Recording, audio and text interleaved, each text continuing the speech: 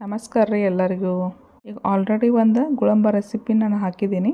ಇದು ಇನ್ನೊಂದು ಬೇರೆ ಟೈಪನ್ನು ಮಾಡಿದ್ದೀನಿ.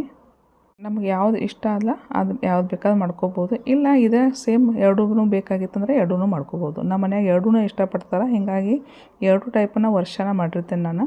ನಿಮಗೆ ಗುಳಂಬ ಇಷ್ಟ ಆಗ್ತಿತ್ತಂದ್ರೆ ನೀವು ಒನ್ ಟೈಮ್ ಹೋಗಿ ಅದು ಚೆಕ್ಔಟ್ ಮಾಡಿ ನೋಡಿರಿ.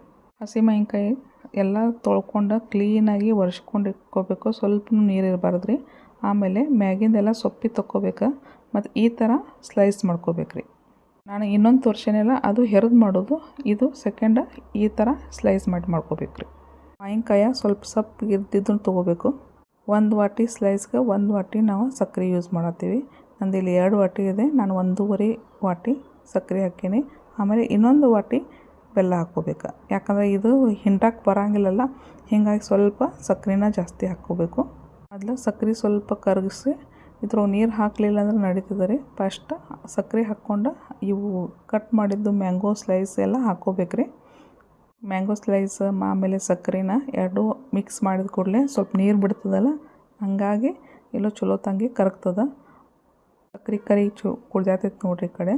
ಆಮೇಲೆ ಸ್ವಲ್ಪನ ಹೌದಲ್ಲ ಉಪ್ಪು ಹಾಕ್ಕೋಬೇಕು ರುಚಿಗಷ್ಟು.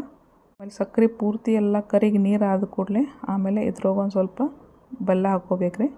ಬೆಲ್ಲ ಹಾಕೋತಂದ್ರೆ ಬೆಲ್ಲಕ್ಕೆ ಸ್ವಲ್ಪ ಕಲರ್ ಚಲೋ ಬರ್ತದೆ. ನೀವು ಬ್ಯಾಡ ಅಂದ್ರೆ ನುಸ್ತ ಬೆಲ್ಲದಷ್ಟನ್ನು ಮಾಡ್ಕೋಬೋದು, ಇಲ್ಲ ಸಕ್ಕರೆದಷ್ಟನ್ನು ಮಾಡ್ಕೋಬೋದು. ಆಮೇಲೆ ಒಂದು ಅರ್ಧ ತನಕ ಇಲ್ಲಿ ಕುದ್ದಿದ್ದಾದ ಬಳಿಕ ಒಂದು ಸ್ವಲ್ಪ ಹಂಗನ ಲವಂಗ ನಾನು ಒಗದ್ನಿ ಕಡೆ ಲವಂಗ ಹಾಕೊಂಡ್ ಕೂಡಲೇ ವಾಸನೆ ಚಲೋ ಬರ್ತದೆ ಮತ್ತು ಟೇಸ್ಟೂ ಬಾಯಾಗ ಒಂಥರ ಏನೋ ರುಚಿ ಚೇಂಜ್ ಆಗ್ತದೆ. ಹೀಗಾಗಿ ಸ್ವಲ್ಪ ಲವಂಗ ಹಾಕ್ಕೋಬೇಕ್ರಿ. ನೋಡಿರಿ ಎಲ್ಲ ಕರೆಕ್ಟ್ ಐತಿ. ಆಮೇಲೆ ಇವು ಸ್ಲೈಸ್ ಏನು ಇರ್ತಾವಲ್ಲ, ನೀವು ಯಾವಾಗೂ ತಿನ್ನಿರಿ. ಆ ಸ್ಲೈಸ್ ಒಂದು ಸ್ವಲ್ಪ ಏನೋ ಬಾಯಾಗ ಇಟ್ಕೊಂಡ್ರೆ ಅದು ಹಸಿ ಮಾವಿನಕಾಯ್ದು ಟೇಸ್ಟ್ ಏನು ಬರ್ತದಲ್ಲ, ಸೂಪರ್ ಅಂದ್ರೆ ಸೂಪರ್ ಹತ್ತೈತೆ ರೀ. ಹೀಗಾಗಿ ನನಗೆ ಅದಕ್ಕಿಂತನೂ ಇದು ಭಾಳ ಇಷ್ಟ ಆಕೈತಿ. ಅದು ಮಾಡ್ಕೋತೇವಲ್ಲ, ಅದು ಚಪಾತಿ ಜೊತೆ ಹಚ್ಕೊಂಡು ತಿನ್ನಕ್ಕೆ ಚಲೋ ರೀ. ಇದು ಹಾಗೆ ನಾವು ಟೈಮ್ ಪಾಸ್ ರುಚಿಗಂತ ತಿನ್ಬೋದು. ಕಲರ್ ಅಂತೂ ನೋಡಿರಿ ಎಷ್ಟು ಚಂದ ಡಾರ್ಕ್ ಚಾಕ್ಲೇಟಿ ಬಂದದ.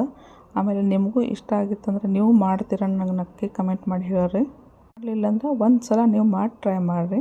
ಈ ವಿಡಿಯೋ ನಿಮ್ಗೆ ಇಷ್ಟ ಆಗಿತ್ತಂದರೆ ಲೈಕ್ ಮತ್ತು ಸಬ್ಸ್ಕ್ರೈಬ್ ಮಾಡಿರಿ. ವಿಡಿಯೋ ನೋಡಿದ್ದಕ್ಕೆ ಧನ್ಯವಾದ. ಮತ್ತೆ ಸಿಗೋಣ ನೆಕ್ಸ್ಟ್ ರೆಸಿಪಿದಲ್ಲಿ.